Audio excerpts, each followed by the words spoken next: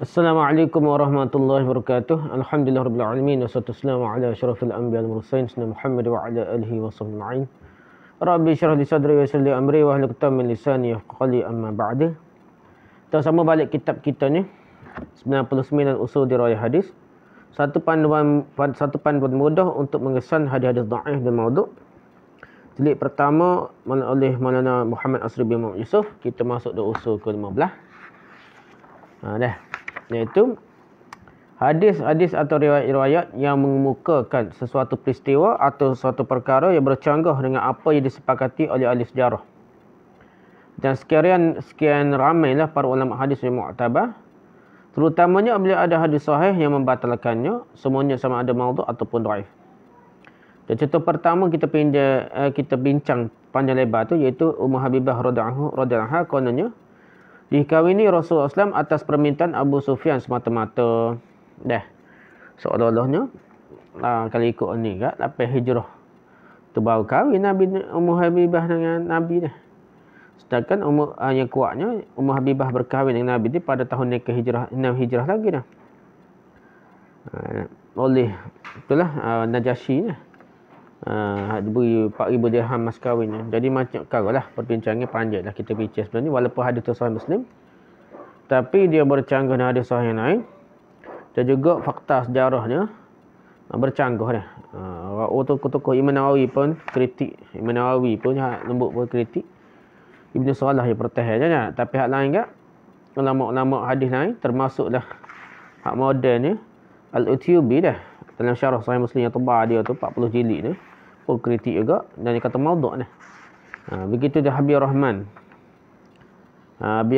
Al-Qandahlawi pun dah. Tak tahulah ni set ni lah ni. Zakaria Ilyas Al-Qandahlawi juga ni. Pok keturunan dia ada anak beranak dia ni. Habib Rahman, bukan Habib Rahman Al-Azami dia ni. Habib Rahman Al-Qandahlawi lah, meninggal lama tu dah. Jadi pok ni kata palsu dah. Begitu juga Muhammad Al-Amin bin Abdullah Al-Ethiopi dah. Juga dia kata palsu. Pensyarah sahih Muslim yang tebal zaman moden. Ibn Hazm juga berkata palsu dah. Kerana bercanggah banyak benar dah. Dan perawi dia ada perbahasa lagi lah. Jadi Ibn Taymiyah berkata dalam 20 hadis ni, termasuk yang dikritik di dalam sahih Bukhari dan sahih Muslim, dan banyak dalam sahih Muslim yang dikritik. Dan antara riwayat yang disebutnya ialah ni lah. Cerita tentang Ummu Habibah ditawarkan oleh Abu Sufyan untuk Nabi SAW berkahwin. Jadi benda tu dipertikaikan kerana lama dah Ummu Habibah kahwin dengan Nabi sebelum Abu Sufyan masuk Islam, semasa pembukaan kota Mekah, Fath Mekah. Okay, habislah tu contoh yang pertama dah. Contoh kedua, kita nak pergi contoh kedua. Diriwayatkan daripada Ibn Abbas radhiyallahu anhu bahawa beliau berkata berhubung dengan maksud firman Allah dalam surah Asy-Syu'ara ini, wa taqallubaka fis sajidin, bermaksud dan melihat gerak-gerimu di antara orang yang sujud. Nah, surah Asy-Syu'ara ayat 219. Kata beliau, min nabiyyin ila nabiy hatta akhrajatka nabiyyan. Dari seorang nabi kepada seorang nabi sehingga aku keluarkan engkau sebagai seorang nabi.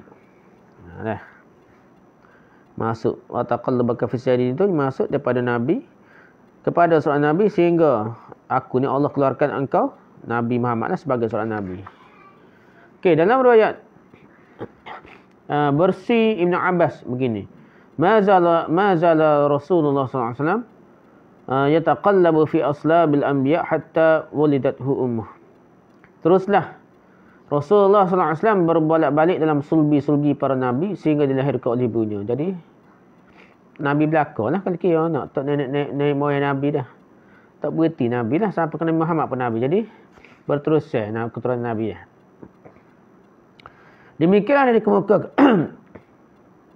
Demikianlah dikemukakan tafsiran Ibn Abbas terhadap ayat tersebut dalam kitab-kitab tafsir. Hampir-hampir semua kitab tafsir yang masyhur menyebutkannya, walaupun dengan tujuan yang berbeza-beza lah. Setengah pengarang kitab tafsir mengatakan sanad riwayat berkenaan adalah sahih. Setengah pengarang kitab kata sahih. Terdapat berapa lagi asar lain yang sedikit sebenarnya ada perbezaan pada lafaznya. Tetapi maknanya lebih kurang sama sahaja dah. Ia menunjukkan silsilah rantaian keturunan Nabi kita Muhammad SAW terdiri daripada Nabi-Nabi semua dah. Abdullah pun Nabi, tok Nabi pun dah. Iaitu Abdul Muttalib pun Nabi kira-kira tak? Semua nenek moyang baginda bukan sekadar beragama Islam, malah mereka semuanya Nabi-Nabi. Dari baginda hinggalah kepada Adam AS, semua Nabi-Nabi, kata riwayat ni lah. Kira juga lah. Asal ini diriwayatkan oleh At-Tabarani dalam Mu'jam Al-Kabir jilid 11 muka surat 302. Ad-Diya Al-Maqdisi dalam Ahadits Al-Mukhtarah jilid 12 muka surat 11. Al-Ajuri dalam Asy-Syari'ah jilid 3 muka surat 54. Ibn Abi Hatim dalam Tafsir Ibn Abi Hatim jilid 9 muka surat 2808. Al-Wahidi dalam Tafsir Al-Basit jilid 17 muka surat 142. Al-Tha'labi dalam Tafsir Al-Kashful wal Bayan jilid 7 muka surat 184. Abu Nu'aim dalam Dalailun Nubuwah jilid 1 muka surat 58 dan lain-lain lagi lah. Banyaklah rujukannya. Komentar dah. Komentar pertama, ahli sejarah berijma' dan bersepakat tentang tidak benarnya asar Ibn Abbas yang dikemukakan adalah contoh kedua di atas. Jadi sejarah ijma' sepakat. Tak betul dah, tak betul dah. Tidak ada bukti sejarah yang menjamin sekalian nenek moyang para nabi beragama Islam. Apalagi untuk dikatakan semua mereka terdiri pada nama nabi. Tak betul dah. Abdul Muttalib tak. Nah, ayah nabi pun tidak kata Islam ke apa dak. Sebelum tu lagi lah. Sebelum Abdul Muttalib ke apa? Pemuka kaum Quraisy yang berhala penuh lah. Islam kan ada penuh berhala di Kaabah ni. Komentar kedua, tidak ada seorang pun ahli sejarah mengatakan Abdullah ayahanda Nabi SAW adalah seorang Nabi. Tak ada kata. Sejarah para ahli sejarah tak ada kata ni. Begitu juga Datuk Baginda SAW Abdul Muttalib seorang Nabi. Tak ada para ahli sejarah kata gitu ni. Dan seterusnya Hashim ayah Abdul Muttalib juga seorang Nabi dah. Ayah kepada Abdul Muttalib lah. Toknya Nabi pun tak. Abdul Muttalib tok Nabi. Hashim ayah Abdul Muttalib toknya Nabi dah. Moyang Nabi. Ayah Hashim tak ada kata juga sebagai Nabi dah. Ayah Hashim iaitu Abdul Manaf. Ayah pada Hashim ni Abdul Manaf. Hamba kepada Manaf. Manaf tu berhala. Juga seorang Nabi tak ada juga kata dah. Dan seterusnya lagi dah sampai kepada Adnan dalam silsilah nasab keturunan baginda SAW. Yang sahih yang disepakati oleh ahli nasab. Siapa Adnan lah. Adnan sampai ke Nabi Ismail tu. Tak sepakat lah. Kata ramah hak tolaknya. Tapi sampai ke Adnan tu kuat lah. Ada sanak rantaian dia. Dan semua itu sampai ke Abdul Manaf, sampai ke Adnan tidak ada yang sabit jadi Nabi. Hanya sabitnya Nabi Ismail lah. Habis lah. Rapat-rapat je selepas Nabi Ismail tu tak ada sabit. Tiada siapa pun dari kalangan ahli sejarah mengatakan semua mereka yang tersebut itu adalah Nabi-Nabi belaka. Tak ada. Nah. Komentar ketiga, kalau terima semua mereka adalah Nabi-Nabi, nescaya tidak akan wujud lagi apa yang dinamakan sebagai Al-Fatrah. Nabi jadi Al-Fatrah gana. Kalau kita nak terima perbahasan ulama ni kata dimaafkan lah. Mak ayah tok nenek moyang mak Nabi ni dia kira Al-Fatrah dimaafkan. Walaupun tidak ikut Islam pun dimaafkan kerana tak ada Nabi lagi dah. Ada perbahasan dah. Jadi kalau ada kata gitu kan tak terima istilah Al-Fatrah ni. Nabi kan ada syariat lah. Ataupun ikut Nabi tak ada syirik-syirik lah. Tak ada masalah tak timbul istilah Al-Fatrah ni lah. Atau orang yang berada di zaman antara dua orang Nabi seperti Nabi Isa dan Nabi kita Muhammad SAW yang kosong daripada mana Nabi tak ada timbul lah. Sedangkan ahli sejarah dan para ulama Islam menerima adanya zaman seperti itu. Al-Fatrah tu ada. Ahli yang tidak menerima Nabi dan Rasul masa tu ada perbincangan. Ada kata tetap kufur syirik juga. Ada kata dimaafkan macam-macam lah. Komentar keempat. Ia bercanggah dengan firman Allah dalam surah Yasin berikut. A'udzubillahi Bismillahirrahmanirrahim. Yasin wal Qur'anil Hakim. Innaka laminal mursalin. Ala siratim mustaqim. Tanzilal azizir rahim. Litunzir qawman ma unzir aba'uhum fahum ghafilun. Bermaksud Yasin demi Al-Quran yang penuh hikmah. Sesungguhnya engkau wahai Muhammad adalah seorang rasul, salah seorang dari rasul-rasul yang berada di atas jalan lurus agama Islam. Al-Quran itu turunkan oleh Allah yang Maha Kuasa lagi Maha Mengasihani, supaya engkau memberi peringatan dan amaran kepada kaum yang datuk neneknya telah lama tidak diberikan peringatan dan amaran. Sebab itulah mereka lalai. Surah Yasin ayat 1 hingga 6. Hangalah tu poin utama ni. Supaya beri peringatan. Litunzira qauman ma unzira aba'uhum fahum ghafilun. Supaya engkau memberi peringatan dan amaran kepada kaum yang datuk neneknya. Aba'uhum, tok nenek lah. Yang telah lama tidak diberi peringatan. Fahum ghafilun. Sebab itulah mereka lalai tak khabar dah. Khurafat syirik banyak. Sebab tak ada orang Nabi je ajar. Apa yang tersebut dalam surah Yasin ini sama dengan apa yang tersebut dalam surah Sabah. Di mana Allah Ta'ala firman, وَمَا آتَيْنَاهُمْ مِنْ كُتُبٍ يَدْرُسُونَهَا وَمَا أَرْسَلْنَا إِلَيْهِمْ قَبْلَكَ مِنْ نَذِيرٍ. Bermaksud dan kami tidak pernah memberi kepada mereka kitab-kitab untuk mereka membaca dan mengkajinya. Dan kami juga tidak pernah memutus kepada mereka sebelum Muhammad seorang rasul pemberi peringatan. Surah Sabah ayat 44. Jadi sebelum Nabi Muhammad tak ada rasul lagi dah. Ayat Quran ni jelas. Siapa ke Nabi Ismail kalau nak kata pun dah. Jadi tak ada Nabi. Menerima nenek moyang Nabi Muhammad SAW terdiri pada para Nabi semuanya. Sememangnya bercanggah dengan firman Allah dalam kedua-dua surah tersebut. Dan ia juga bercanggah dengan fakta sejarah. Oleh pakar-pakar sejarah ni tak ada sebut Nabi dah. Akidah pun tak ada dah. Ulama akidah Nabi-Nabi tak sebut. Tok nenek moyang Nabi, ayah Nabi tu sebagai Nabi tak ada sebut dalam usuluddin, dalam ilmu akidah. Begitu dengan ilmu sejarah pun tak ada. Komentar kelima, jika terima semua nenek moyang Nabi Muhammad SAW, jika terima semua nenek moyang Nabi Muhammad SAW sebab adalah Nabi, berarti kita semestinya menerima ada di antara Nabi-Nabi itu musyrik, berakidah dengan akidah syirik. Pasal berhala ni ada 360 berhala di sekeliling Kaabah. Masa Tok Nabi, ayah Nabi ni. Dan sebelum-sebelum tu penuh berhala. Jadi kita terimalah Nabi-Nabi itu buat benda syirik. Pelik lah ni. Sedangkan semua umat percaya para Nabi itu semuanya ahli tauhid.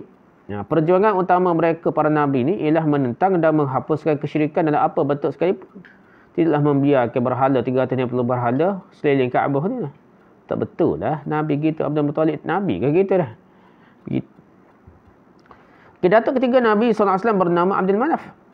Nama ini jelas menunjukkan kesyirikan. Nama Tok Nabi pun nama syirik. Abdul Manaf ni syirik nama. Sekurang-kurangnya syirik pada nama lah. Tak syirik betul pun syirik pada nama lah. Kerana Manaf itu adalah nama salah satu berhala. Manaf-Manaf ni terkenal lah sebagai nama berhala. Orang Melayu pun ada nama Abdul Manaf.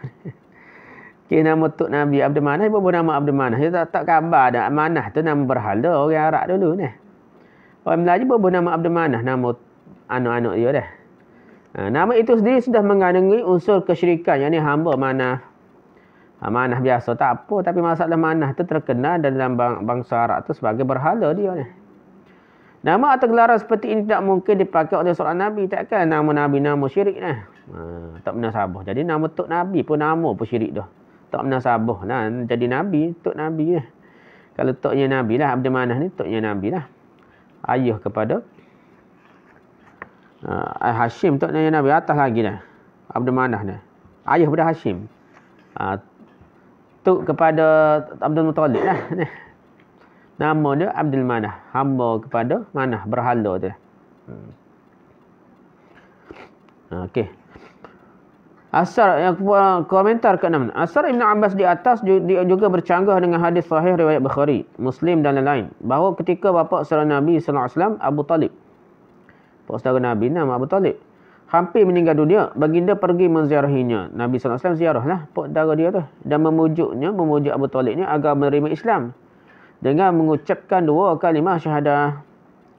Abu Jahal dan Abdullah bin Abi Umayyah. Abu Jahal dan Abdullah bin Abi Umayyah rupa-rupanya telah pun mendahului baginda pergi ke rumah Abu Talib. Tak ada Nabi nak kempen, nak dakwah pak dara ya Abu Talib. Dia ke Abu Jahal dan Abdullah bin Abi Umayyah kempen dulu dah. Ngepin dulu. Mereka berdua sudah pun berada di samping Abu Talib pada ketika itu. Mereka pula memujuknya agar tetap berada di atas agama nenek moyang mereka, termasuk nenek moyang Nabi lah, agama Abdul Muttalib. Agama Abdul Muttalib istilah je dah. Agama Tok Nabi lah. Agama Abdul Muttalib, agama Tok Nabi sembah berhala tu lah. Akhirnya Abu Talib memilih agama nenek moyang, iaitu agama Abdul Muttalib.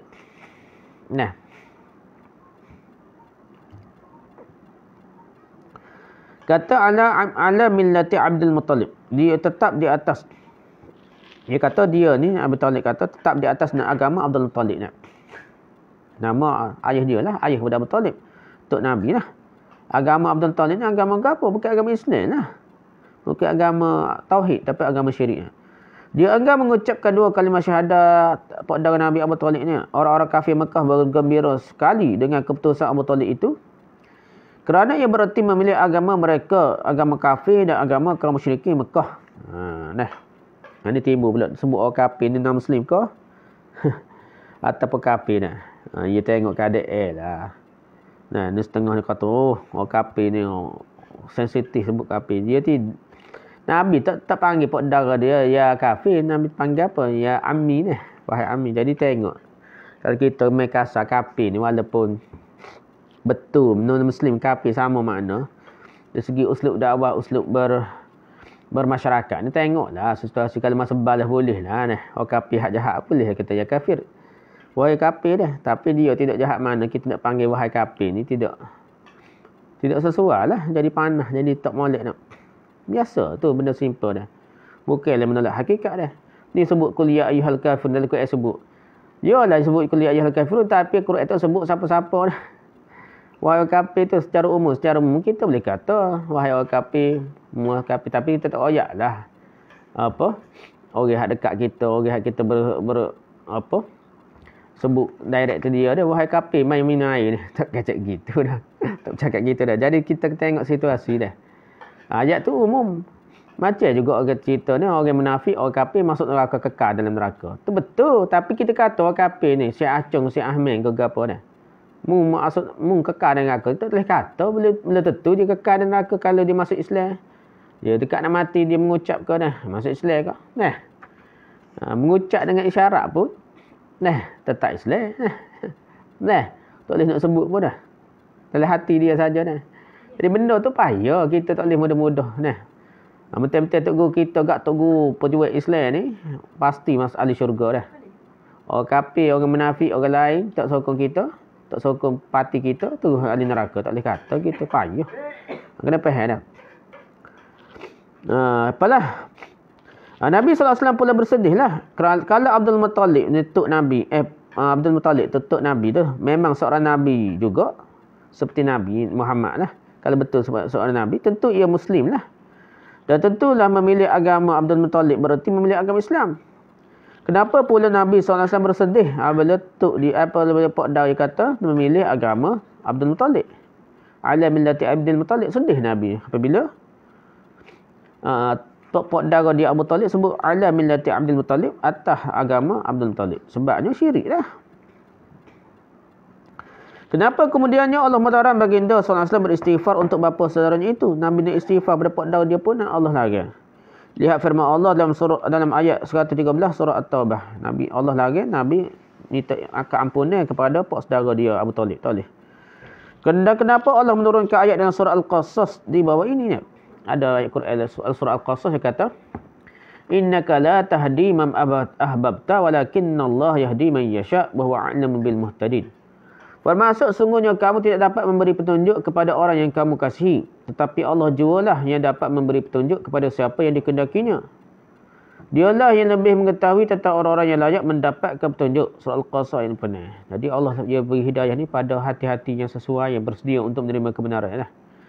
Jadi, jadi kita gitulah. Orang kita masuk Islam, kita rasa baik. Tak baik lagi lah. Mungkin dalam hati perut itu tidak sesuai menerima Islam lagi lah.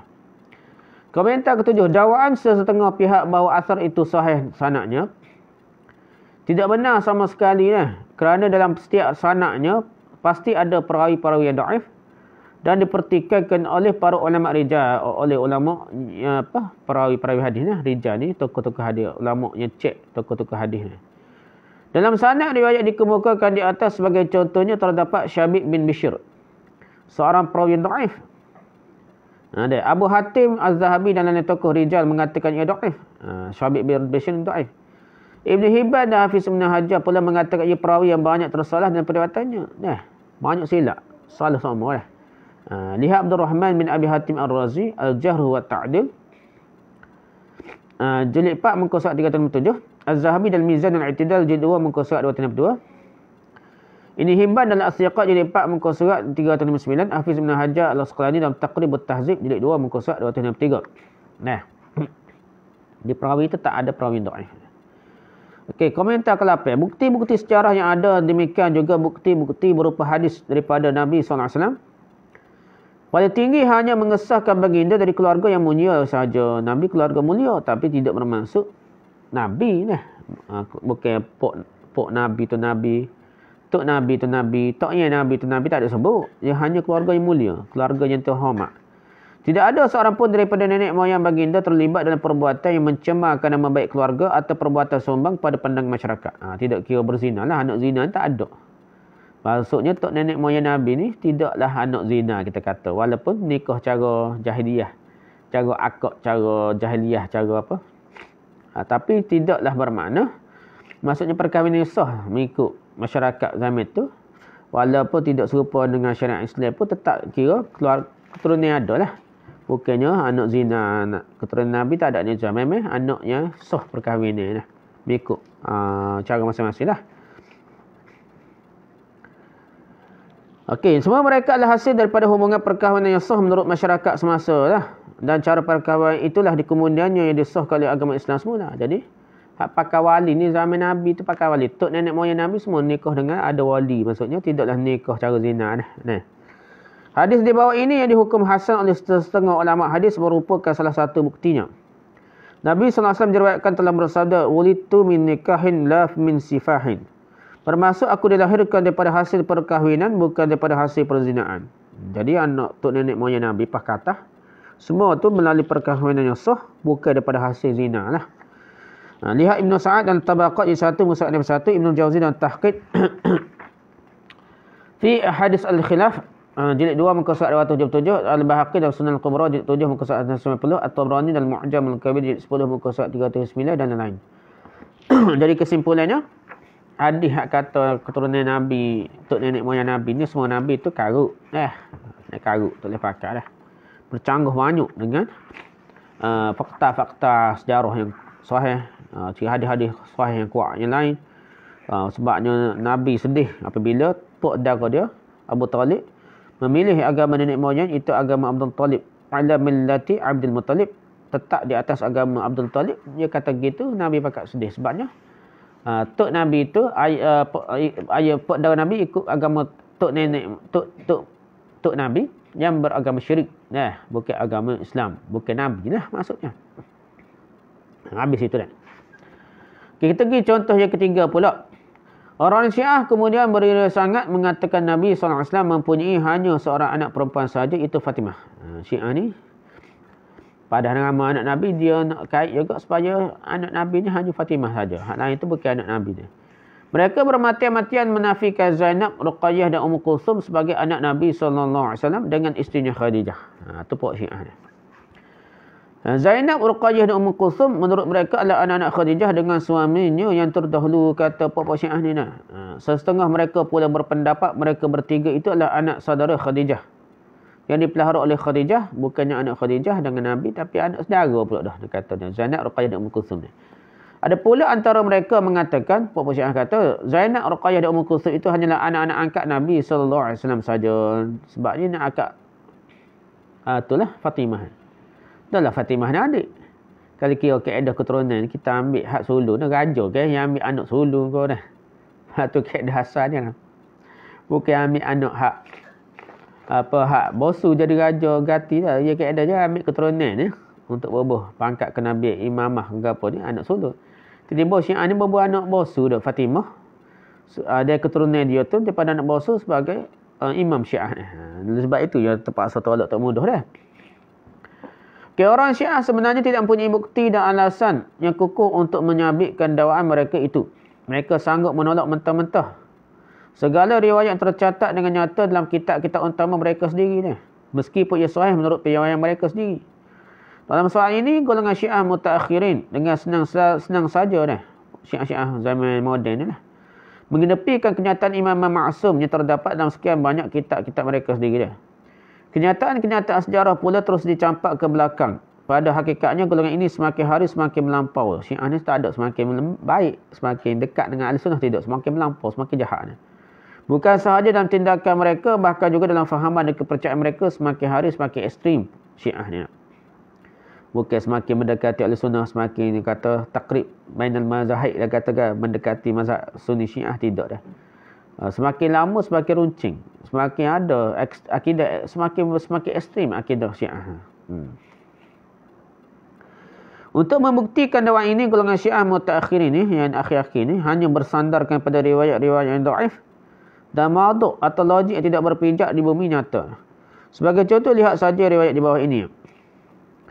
Wa akhraja Ibn Abi Hatim an Farqad as-Sabkhi radhiyallahu anhu qala awhallahu ila Isa bin Maryam alaihi salam fil Injil, ya Isa jud fi amri wala tahzal wasma' qali wa ati' amri ya Ibn al-Bakr al-Butul inni khalaqtuka min ghairi fa'al wa ja'altuka wa ammaka ayatan lil alamin fa iyya fa'bud wa alayya fatawakkal wa khudh kitab bi quwwatin. Qala Isa alaihi salam ay rabbi ay kitabi akhudhu bi quwwatin. Qala khudh kitab al-Injil bi quwwatin fafassarahu li ahli Siryaniyah wa akhbirhum inni ana Allah la ilaha illa ana al-hayyul qayyum al-badi'ul da'im alladhi la zawala falahu fa aminu billahi wa rasulihi النبي الأمي الذي يكون في آخر الزمن فصدقوه واتبعوه وصاحب الجمل والمدرعة والحروة والتاج الإنجيل العين المقرون الحاجبين صاحب الكساء الذي إنما نسله من المباركة يعني خديجة يا عيسى لها بيت من لؤلؤ من قصب موصل بالذهب لا يسمع فيه أذى ولا ناصب لها ابنة يعني فاطمة ولا ابنان فيشهدان يعني الحسن والحسين طوبى لمن سمع كلامه وأدرك زمانه وشهد أيامه. Okay, bermasuk Ibn Abi Hatim mengemukakan riwayat daripada Farqad as-Sabkhi radhiyallahu anhu, kata beliau, Allah telah mewahyukan pada Isa bin Maryam AS dalam Injil, wahai Isa, bersungguh-sungguhlah dalam urusanku, jangan main-main. Dengarlah cakapku dan patuhilah perintahku, wahai anak putera si perawan yang suci lah, Isa bin Maryam, kata Allah.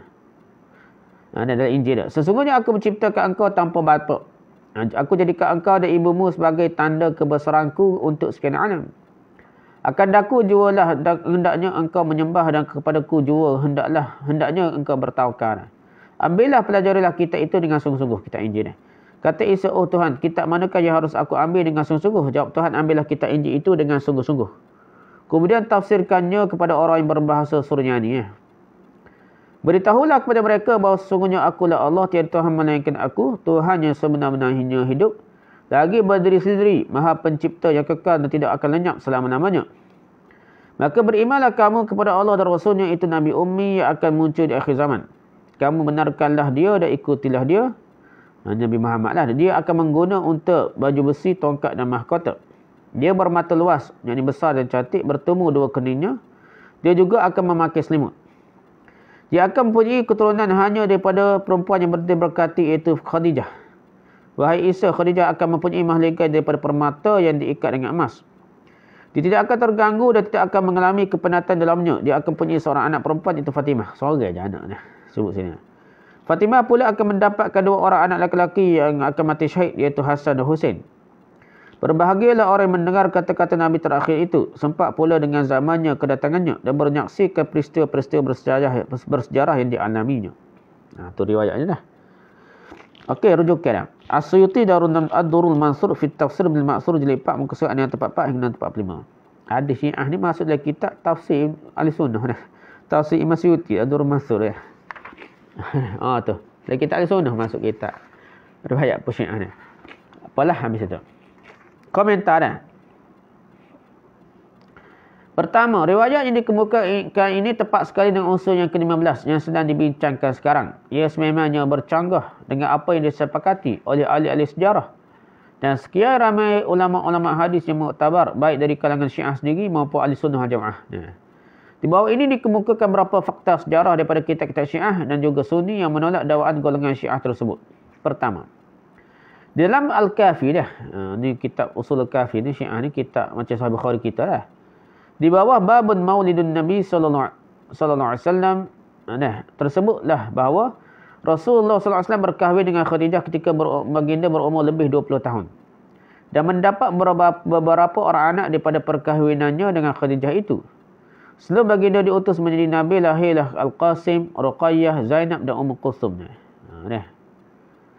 Jadi, Al-Qasim, seorang, 4 orang lah nak. Selepas kebangkitan, lahir pula Tayyib, Tahir dan Fatimah. Lepas Nabi jadi Nabi, lahir Tayyib, Tahir dan Fatimah. Jadi, 1, 2, 3, 4, 5, 6, 7. Tapi, lah tinggalnya hak tina saja dah.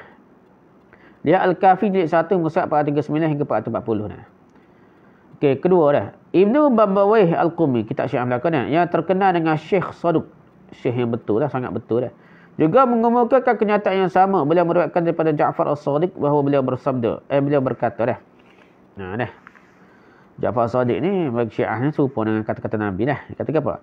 Anak-anak yang Nabi sallallahu alaihi wasallam dapat daripada Khadijah ialah Qasim, Tahir iaitu Abdullah, Ummul Kulsum, Ruqayyah, Zainab dan Fatimah. Ali berkahwin dengan Fatimah. Abdul As Rabi' ialah itu seorang lelaki Bani Umayyah berkahwin dengan Zainab. Utsman bin Affan berkahwin dengan Ummul Kulsum. Jadi sebut belakang natu Nabi lah, Ali, Abdul As bin Rabi' dan Utsman. Ummul Kulsum meninggal dunia sebelum berkedudukan dengan Utsman. Dia kata lah dah. Ketika orang-orang hendak berangkat ke Badar untuk berperang, Rasulullah SAW mengahwinkan pula Utsman dengan Ruqayyah. Kitab Al-Khisal muka surat 375. Ketiga. Syekh Saduq juga mengumpulkan sabda Nabi SAW berikut. Kitab Syiah kita. Sesungguhnya Allah memberkati ibu yang beranak dan pengasih. Khadijah, semoga beliau dirahmati Allah, telah melahirkan anak-anakku ini, iaitu Tahir, dia juga Abdullah, dan dia juga dipanggil Mutahhar. Qasim, Fatimah, Ruqayyah, Ummu Kulsum dan Zainab. Berapa orang? 1, 2, 3, 4, 5, 6.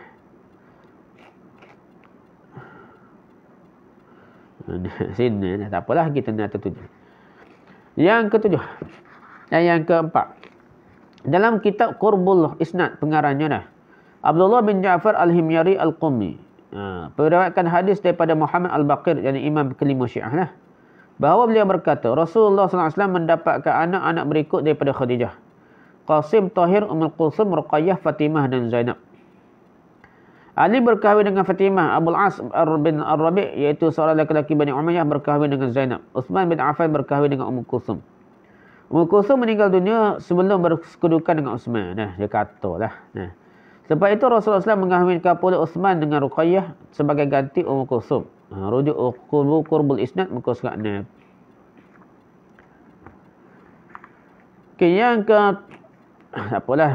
Yang kelima, Ibnu Sa'ad dalam Tabaqat Ibnu Sa'ad menulis, anak sulung Rasulullah SAW yang dilahirkan di Mekah sebelum baginda dilantik menjadi Nabi lagi ialah Qasim. Qasim tu anak sulung Nabi tapi meninggal lah. Nama Qasim inilah yang dipakai oleh baginda SAW sebagai kunyahnya. Tu gelaran Nabi dipanggil Abdul Qasim. Kunyah Nabi Abdul Qasim. Sebab anak sulung Qasim ni. Lepas itu lahir pula Zainab, Ruqayyah, Fatimah dan Ummu Kulsum.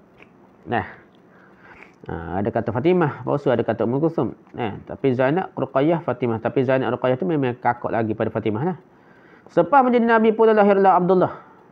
Dia dipanggil juga dengan nama Tayyib dan Tahir. Ibu bagi semua mereka ialah Khadijah binti Khuwailid belakangnya. Termasuklah Abdullah atau Tayyib Tahir ni. Tu Abdullah pun nama anak Nabi yang meninggal kecil lagi jugalah. Anak Khadijah juga, anak Nabi dengan Khadijah jugalah. Lihat Tabaqat Ibnu Sa'ad jilid 1 muka surat 85 dan 156. Kelima dia, tokoh ilmu nasab Jana Mus'ab Az-Zubairi meninggal waktu ketika hijrah, pula menyenaraikan anak-anak Nabi SAW dengan Khadijah dalam kitabnya Nasab Quraisy sebegini ni. Anak Nabi ni dalam bersama Khadijah ni nasab Quraisy cerita gini lah.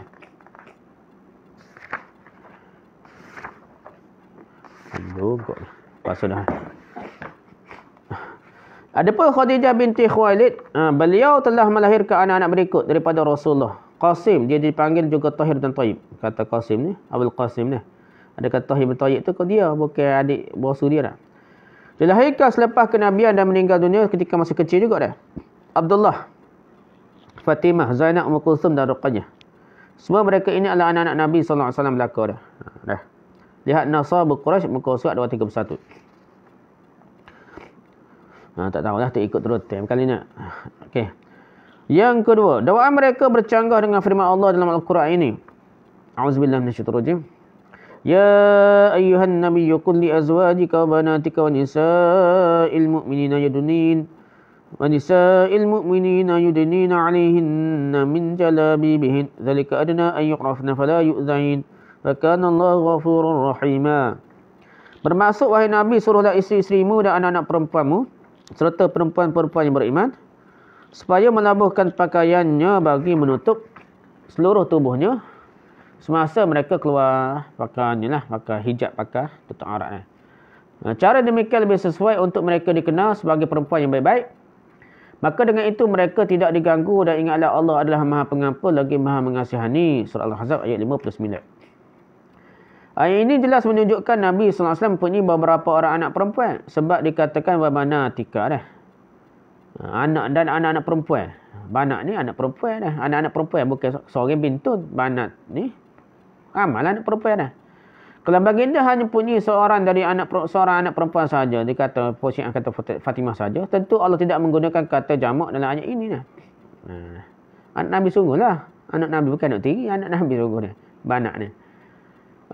Poin ketiga, komentar ketiga. Golongan Syiah tidak mempunyai hujah berupa bukti-bukti daripada Al-Quran, hadis yang sahih dan fakta sejarah, tak ada hujah ni.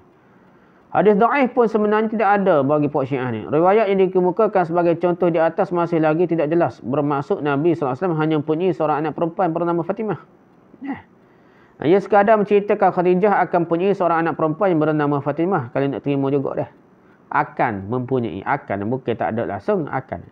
Fatimah itu pula akan mendapat dua orang anak lelaki yang akan mati syahid. Mereka ialah Hasan dan Husain. Riwayat ini sekadar memberitahu bahawa akan ada dua orang cucu Khadijah yang akan mati syahid saja. Kalau kita nak terima lah. Ia tidak bermaksud menyatakan Khadijah tidak mempunyai anak perempuan lain dengan Rasulullah SAW selain Fatimah saja. Tak betul lah. Tak nyabik dah. Kalau tak terima. Tak apa dah. Yang keempat. Komentar keempat. Riwayat ini tidak sahih juga jika dilihat di sudut riwayatnya. Kerana Farqad As-Sabakhi terkenal sebagai seorang perawi dhaif. Jadi Farqad As-Sabakhi ini memang suhu lah. Terkenal perawi dhaif. Abu Hatim An-Nasai Ad-Daraqutni dan lain mengatakan ia dhaif.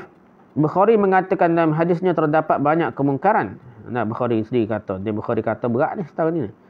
Hafiz Ibn Hajar mengatakan dia seorang yang lemah hadisnya dan banyak melakukan kesilapan dalam periwayatannya. Itu kata Ibn Hajar Asqalani lah. Okey, rujukannya lihat Al-Bukhari Tarikh As-Saghir di muka surat 192. Ibn Abi Hatim dalam Al-Jarh wa Ta'dil jilid 7 muka surat 1 hingga 82. Al-Uqali dalam Ad-Du'afa wal Matrukin jilid 3 muka surat 48. Taqrib At-Tahzib jilid 2 muka surat 18. Itu kitab rujukan bahagian ni rijal dah. Ulama rijal dah. Okey, komentar kelima, tidak benar mengatakan Zainab, Ruqayyah dan Ummu Kulsum itu adalah anak-anak Khadijah dengan suami-suaminya terdahulu. Ataupun mereka adalah anak-anak suami Khadijah dengan isteri-isterinya lain. Anak-anak suami Khadijah dengan isterinya lain. Anak tiri lain. Kerana nama anak-anak Khadijah dengan mereka dan nama anak-anak suaminya dengan isteri-isterinya yang lain juga diketahui sejarah. Jadi sejarah tak sebut gitu. Semua kata anak-anak tu dah. Semua anak Nabi sungguh lah. Pok dia Nabi. Zainab, Ruqayyah, Ummu Kulsum tu bapa yang Nabi SAW ni. Tidak ada pula disebutkan Zainab, Ruqayyah dan Ummu Kulsum itu sebagai anak-anak mereka. Anak-anak tiri dah. Mula-mula sekali Khadijah telah berkahwin dengan Atiq bin A'id Al-Makhzumi. Tok lelaki lama Khadijah. Dengannya Khadijah telah mendapatkan dua orang anak. Pertama lelaki namanya Abdul Manaf. Dan yang keduanya perempuan namanya Hindah. Jadi ada nama dah. Nama ni bukan namanya sama dengan Zainab, Ruqayyah, Ummu Kulsum. Nama lain seutuh lah. Ada Manaf seorang dan namanya Hindah. Pak dia lain lah. Pak dia Atiq bin A'id Al-Makhzumi ni. Kemudian Khadijah berkahwin pula dengan Abu Hala Al-Asadi. Nama sebenar Abu Hala ialah Hind bin Zurarah bin An-Nabash.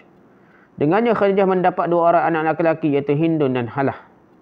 Abu Hala adalah kunyahnya, mengambil sepenuh nama anaknya Halah. Dia kata ada lagi dua orang ni. Atiq mempunyai seorang isteri lain selain Khadijah. Dengan isterinya itu dia telah mendapatkan dua orang anak juga. Yang pertama bernama Umayyah dan yang kedua bernama As-Safi. Kedua suami Khadijah itu meninggal dunia semasa hayatnya dah. Semasa hayat Khadijah lah. Tok lelaki mati awal belaka. Daripada keterangan ini dapat dilihat bahawa Khadijah hanya mendapatkan seorang anak perempuan sahaja daripada suaminya Atiq. Namanya Hindah.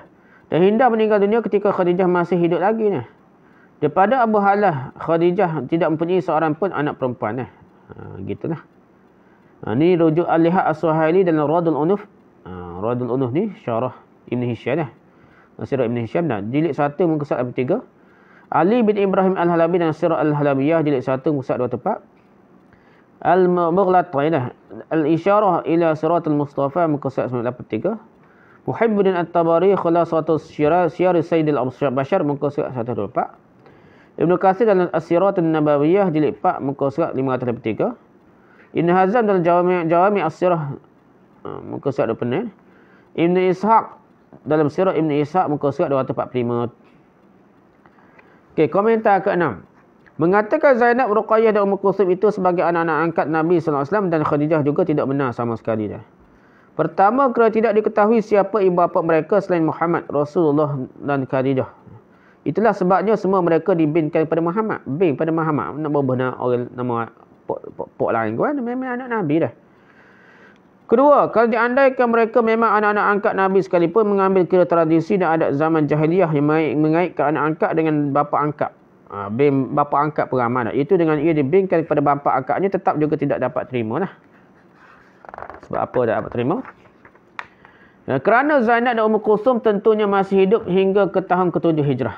Zainab dan Ummu Kulthum ni hidup hingga ke tahun ke-7 Hijrah. Ketika itu surah Al-Ahzab semua sekali telah selesai diturunkan. Dalam surah Al-Ahzab itu Allah memerintahkan agar anak-anak angkat dibinkan kepada bapa-bapa sebenar mereka. Lihat firman Allah Ta'ala berkenaan. A'udzubillahi minasyaitonir rajim. Ma ja'alallahu li rajulin min qalbayni fi jawfihi.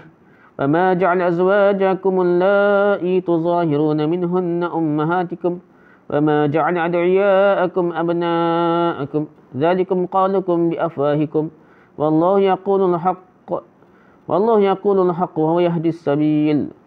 Ud'uuhum li'abaihim huwa aqsatu 'inda Allah fa in lam ta'lamu abaahum fa ikhwanukum fid din mawalikum wa laysa 'alaykum junahun fima akhta'tum bihi walakin ma ta'ammadat qulubukum wa kana Allahu ghafuran rahima. Bermaksud Allah tidak sekali-kali menjadikan seseorang mempunyai dua hati dalam serongga dadanya, dan dia tidak menjadikan isteri-isteri yang kamu ziharkan itu sebagai ibu kamu, tak jadi umuk lah. Dan dia juga tidak menjadikan anak-anak angkatmu sebagai anakmu sendiri. Anak angkat bukan anak sendiri. Jadi demikian itu hanyalah perkataanmu di mulutmu sahaja. Ingatlah Allah menerangkan yang benar dan dialah yang memimpin kamu ke jalan yang betul. Jadi panggillah anak-anak angkat itu dengan berbinkan kepada bapa-bapa mereka sendiri. Bukan bapa angkat, pok je sungguh. Cara itulah yang lebih adil di sisi Allah. Dalam pada itu, jika kamu tidak mengetahui bapa-bapa mereka, maka panggillah mereka sebagai saudara-saudaramu yang seagama dan sebagai maula-maulamu lah, hamba-hambamu lah. Dan kamu pula tidak berdikir berdosa dalam perkara yang kamu tersilap melakukannya. Ini tak sebenarnya sengaja. Pok bin pada pok. Tak kena. Kalau tak sengaja kak, timbullah perbahasan bin Abdullah ke bin apa kalau tak tahu sungguh lah. Ataupun tak bin mak dia lah. Tapi yang dikira berdosa itu ialah perbuatan yang disengajakan oleh hatimu melakukannya, dan ingatlah Allah Maha Pengampun lagi Maha Mengasihani. Surah ke-5, Surah Al-Ahzab ayat 4 hingga 5. Maka tidak dibenarkan lagi anak angkat dibinkan kepada bapa angkatnya. Sebagai contohnya Zaid, anak angkat Nabi SAW yang terkenal itu, Nabi pernah berbuah Zaid bin Harithah. Lepas tu dia larilah. Zaid bin Muhammad tu, Nabi berbuah Zaid bin Muhammad, tapi dia turun ayat Quran ni, dilarang. Nabi pun berbuah Zaid bin Harithah lah, tak berbuah Zaid bin Muhammad. Anak-anak lain tak ada pula dah. Sebelum turun perintah Allah ini, Zaid dibinkan kepada Muhammad, bapa angkatnya. Tetapi selepas turun firman Allah dalam surah Al-Ahzab berkenaan, Zaid tidak dibinkan lagi kepada Muhammad. Sebaliknya dia dibinkan kepada bapa sebenarnya, iaitu Harithah, Zaid bin Harithah. Selepas itu dia dipanggil Zaid bin Harithah, bukan lagi Zaid bin Muhammad. Kalau benarlah Zainab, Ruqayyah dan Ummu Kulthum adalah anak-anak angkat Rasulullah, bukan anak sebenar Rasulullah, kenapa selepas turun firman Allah dalam surah Al-Ahzab tersebut, mereka tidak dibintikan kepada bapa-bapa sebenar mereka? Kenapa buat selama-lamanya mereka dibintikan kepada Muhammad sallallahu alaihi wasallam? Jadi betul-betul lah Nabi Muhammad ni pok sebenar, bukannya pok akak ke apa, bukan dah. Okay, komentar ke-7. Ada juga Syiah Mutaakhirin yang zaman akhir-akhir ni yang cuba menyelamatkan diri setelah tertutup segala pintu penipuan mereka dah. Syiah nak nipu tiba-tiba bocor dah, kantai kata-kata. Mereka mengatakan pula bahawa Zainab, Ruqayyah dan Ummu Kulthum itu sebenarnya adalah anak-anak saudara Khadijah pula. Ya kawan kot lain pula dah. Anak saudara pula Zainab, Ruqayyah, Ummu Kulthum. Nak akak Fatimah saja dah. Soalnya anak-anak siapa? Siapa nama bapa atau ibu mereka yang dikatakan sebagai saudara Khadijah tu? Anak saudara kak. Siapa dia pak dia? Siapa dia mak dia dah? Ahli-ahli sejarah telah menyebutkan dengan jelas nama-nama anak Khuwailid, bapa Khadijah. Bapa Khadijah ni. Mereka telah menyebutkan nama semua adik-adik Khadijah pun sebut belaka. Bahkan sepupu-sepupu Khadijah pun ada belaka dalam kitab-kitab dah. Tidak ada seorang pun ahli sejarah menyebutkan Zainab, Ruqayyah dan Ummu Kulthum sebagai anak-anak saudara Khadijah atau anak-anak sepupunya. Nama serupa pun tak ada dah. Sebagai anak saudara Khadijah ni tak ada dah. Komentar ke-8, ahli sejarah telah menyebutkan keturunan Khuwailid ni. Pak Khadijah. Khuwailid ni Khadijah binti Khuwailid ni. Keturunan Khuwailid dengan lengkap. Jadi menyebutkan keturunan Khuwailid dengan lengkap dan jelas. Khuwailid bapa Khadijah mempunyai 3 orang isteri, iaitu Munainah, Adawiyah dan Fatimah. Ni ayah Khadijah ni ada 3 orang bini ni. Munainah, Adawiyah dan Fatimah. Dengan Munainah Al-Khuwailid mendapatkan 4 orang anak. Iaitu Adi, Hizam, Al-Awwam dan Ruqayyah. Daripada Adawiyah pula iaitu mak saudara Budai bin Warqa, Khuwailid mendapat seorang anak sahaja namanya Naufal. Keturunan Adi dan Naufal terputus. Hizam mendapatkan 3 orang anak lelaki iaitu Hakim, Khalid dan Hisham. Al-Awwam mempunyai ramai anak lelaki. Dia mendapatkan seorang sahaja anak perempuan. Nama-nama mereka seperti berikut: Zubair, Abdurrahman, As-Sa'ib, Malik, Ubaidullah, Al-Haris, Sofwan, Baka, Yamlik, Asram, Asadullah, Bujar, Zainab binti Al-Awwam. Dia adalah isteri Hakim bin Hizam. Dah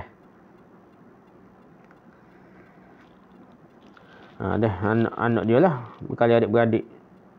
Gitulah. Apa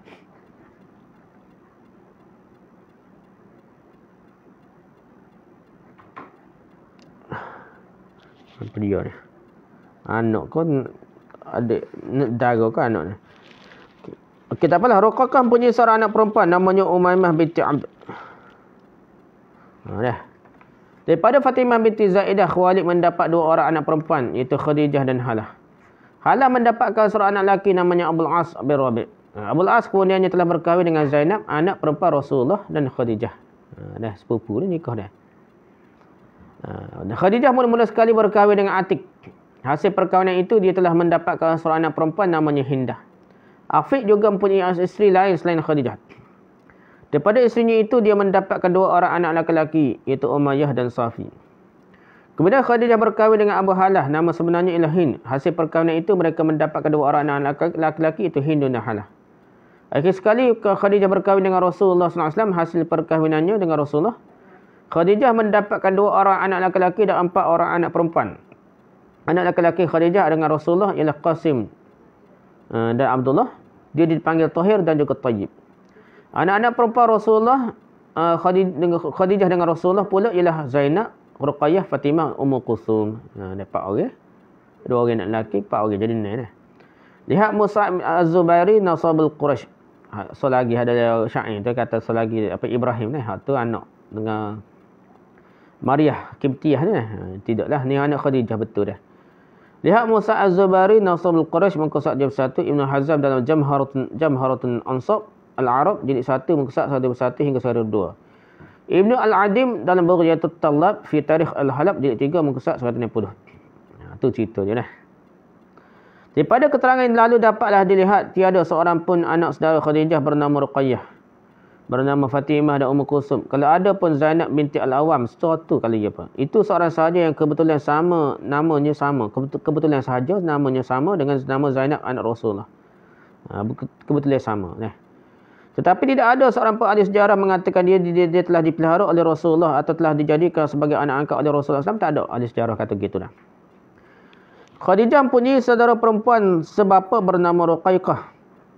Adik-beradik sebapa nama Ruqayyah. Dia juga mempunyai seorang anak perempuan namanya Umaymah, bukanlah Zainab, bukanlah Ruqayyah, bukannya Fatimah, bukan Ummu Kulthum. Komentar ke-9, sebenarnya di kalangan Syiah pun tidak ada orang yang dengan jelas mempertikaikan anak-anak perempuan Rasulullah SAW selain Fatimah. Tak ada. Syiah dulu tak ada pertikaian lah. Syiah moden, Syiah mutakhirnya. Nama dulu tak ada. Syiah pun tak pertikaian dah. adik-beradik Fatimah yang lain. Kalau ada pun seorang sahaja, dialah orang mula-mula sekali perkenalkan teori anak perempuan Rasulullah SAW, hanyalah Fatimah seorang sahaja, seorang ni. Dia ialah Ali bin Ahmad Abul Qasim Al-Alawi. Tahukah anda apa pandangan tokoh-tokoh ulama Syiah tentangnya? Di bawah ini dikemukakan pandangan mereka tentangnya dah. Syiah pun tak terima dia ni. Dia ni hak kata Fatimah saja anak Nabi, hak lain bukan dah.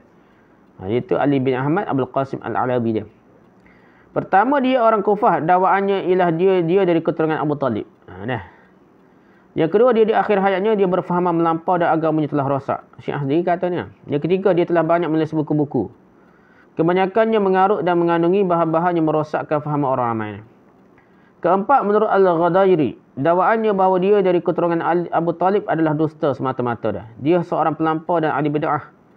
Banyak kitab-kitab karangannya yang tidak layak diberi perhatian sama sekali. Ni Ali bin Ahmad Abul Qasim Alawi, gitu kata dah. Yang kelima, dia berfahaman takhmis, iaitu percaya bahawa Allah telah menyerahkan kuasa mentadbirkan alam semesta ini kepada 5 orang. Beri dewa lah.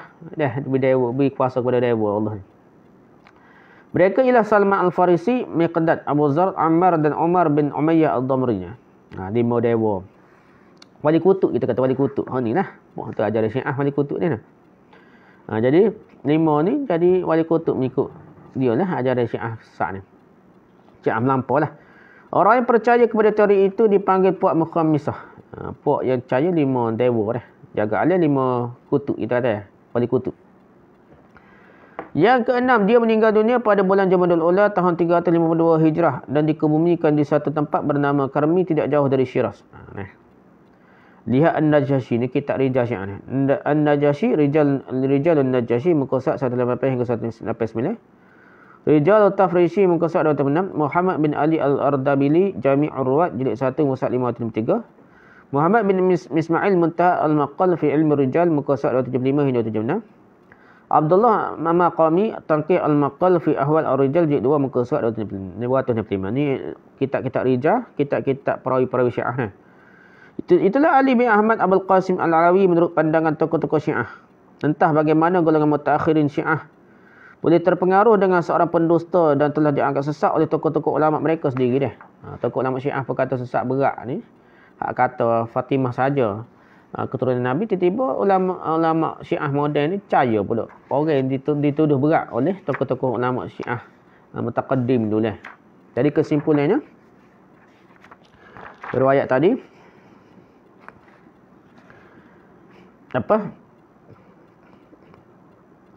riwayat hak kata dia akan punya keturunan hanya daripada perempuan yang diberkati, itu Khadijah.